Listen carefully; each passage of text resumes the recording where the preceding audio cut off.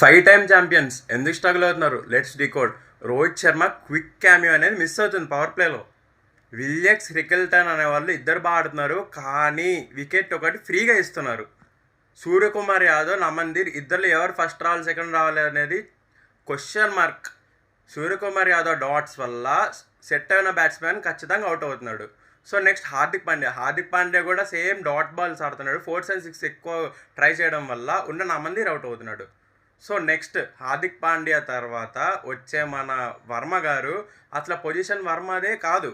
వర్మ ఎలాంటి ప్లేయర్ అంటే స్లోగా స్టార్ట్ చేసి 4 and 6తో ఎండ్ చేస్తాడు. సో తనకి సెట్ అయ్యే పొజిషనే కాదు. ఇది బ్యాటింగ్ గురించి. బౌలింగ్ గురించి Trent Boult almost age is completed and unable to take wickets in power play. And Jasprit Bumrah and big fan, కానీ ఎందుకో నాకు తెలియట్లేదు, పిల్లలు కూడా ఆడేస్తున్నారు జస్ప్రీత్ బుమ్రాని. So next comes main point, captaincy Hardik Pandya సరిగ్గా చేయట్లేదు అంటున్నారు, కానీ నేను అగ్రీ చేయను. ఎందుకంటే సేమ్ టీంని తీసుకెళ్ళి సూర్యకుమార్ యాదవ్కి ఇచ్చినా సరే ఖచ్చితంగా ఇంకా దారుణంగా ఉండిద్దని నేను అనుకుంటున్నాను. నేను అనుకుంటుంది కరెక్టా రాంగా? కమెంట్ చేయండి, ఫాలో చేయడం మర్చిపోకండి.